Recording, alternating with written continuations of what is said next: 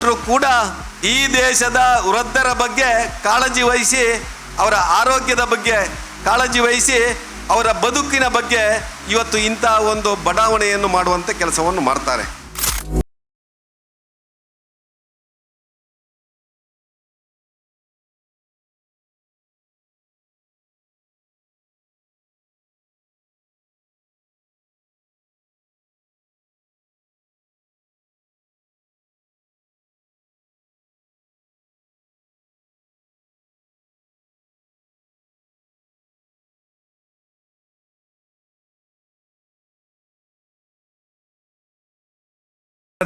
ಹಿರಿಯ ನಾಗರಿಕರ ಬಡಾವಣೆಯ ಲೋಕಾರ್ಪಣೆ ಆಗಿದೆ, ಉದ್ಘಾಟನೆ ಆಗಿದೆ.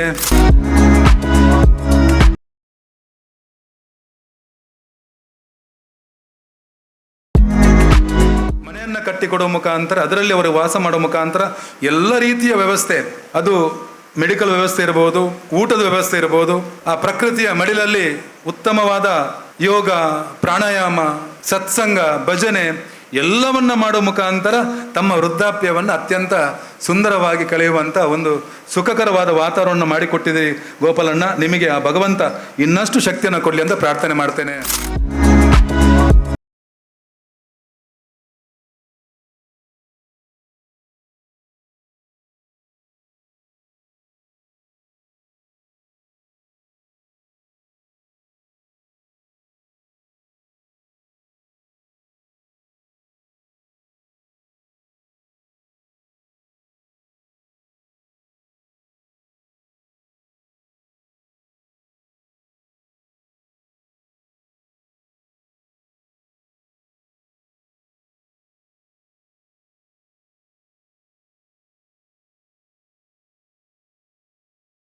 ಅಲ್ಲಿರುವಂಥ ವಯೋವೃದ್ಧರು ಕೂಡ ಹಳ್ಳಿಯಲ್ಲೇ ಉಳಿದು ಹಳ್ಳಿಯ ಪರಿಸರವನ್ನು ಹೇಗೆ ಆಹ್ವಾದಿಸಿ ಒಳ್ಳೆ ಜೀವನವನ್ನು ಮಾಡಬೇಕೆನ್ನುವಂಥ ಕಲ್ಪನೆ ಬಹುಶಃ ಇವತ್ತಿನ ಈ ಉಜ್ಜೀವನ ಬಡಾವಣೆಯಿಂದ ಆರಂಭ ಆಗ್ತದೆ ಅಂತ ಹೇಳಲಿಕ್ಕೂ ನಾನು ಸಂತೋಷ ಪಡ್ತಾ ಇದ್ದೇನೆ.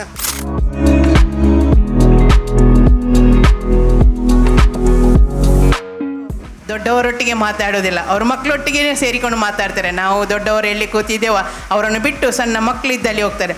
ಹಾಗೆ ಏಜ್ ಆದವರು, ಇವತ್ತು 60 ವರ್ಷದವರು ಯುವಕರೊಟ್ಟಿಗೆ ಮಾತಾಡೋದಿಲ್ಲ, ಅವರು 60 ವರ್ಷ ಆದವರನ್ನೇ ಹುಡುಕ್ತಾರೆ, ಬಿಳಿ ಕೂದಲಾದವರನ್ನೇ ಹುಡುಕಿಕೊಂಡು ಮಾತಾಡ್ತಾರೆ. ಅಂದರೆ ಅವರಿಗೆ ಸುಖ ದುಃಖ ಹಂಚಿಕೊಳ್ಳಿಕ್ಕೆ ಅವರಲ್ಲಿ ಖುಷಿ ಆಗ್ತದೆ. ಓ, ನಿಮಗೆ ಎಷ್ಟು ಮಕ್ಕಳು, ನನಗೆ ಎಷ್ಟು ಮಕ್ಕಳು, ಎಷ್ಟು ಅಡಿಕೆ ನಿಮಗೆ ಆಗ್ತಿತ್ತ, ನನಗೆ ಇಷ್ಟು ಅಡಿಕೆ ಆಗ್ತದೆ, ಈಗ ನನಗೇನು ಆಗೋದಿಲ್ಲ, ಎಲ್ಲ ಮಗನಿಗೆ ಕೊಟ್ಟಿದ್ದೇನೆ ಅಥವಾ ಸೊಸೆಗೆ ಜವಾಬ್ದಾರಿ ಕೊಟ್ಟಿದ್ದೇನೆ.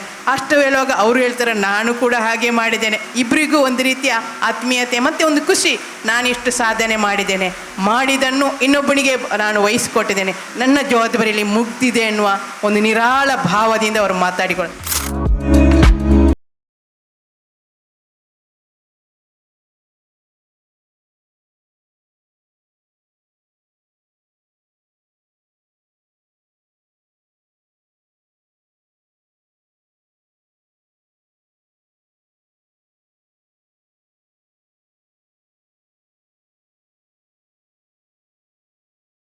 ಇವತ್ತು ಗೋಪಾಲಕೃಷ್ಣ ಇವತ್ತು ಎಲ್ಲ ಇಲ್ಲಿ ಕೂತವರಿಗೆ ಒಬ್ಬ ಚಿನ್ನದಂಥ ಮನುಷ್ಯರಾಗಿ ಅವರೆಲ್ಲ ಮುಟ್ಟಿದ್ದು ಚಿನ್ನ ಆಗುವಾಗೆ ಆಗಿದೆ, ಇನ್ನಷ್ಟು ಆಗಲಿ ಅಂತ ನಾನು ಆಶಿಸ್ತಿದ್ದೇನೆ.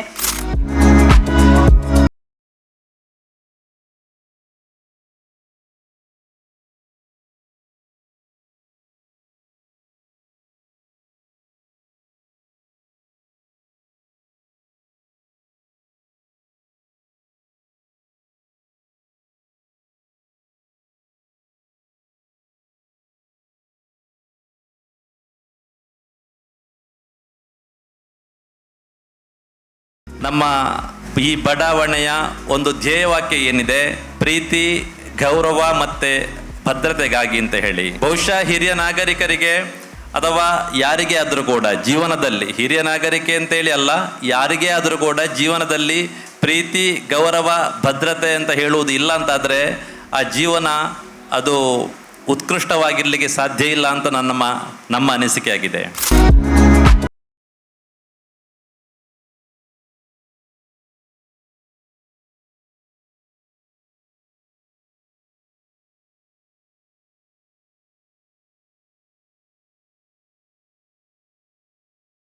ನಿಮ್ಮೂರಿನ ಸುದ್ದಿ ಕಾರ್ಯಕ್ರಮಗಳ ವರದಿಯನ್ನ ನಾವು ಬಿತ್ತರಿಸಲಿದ್ದೇವೆ.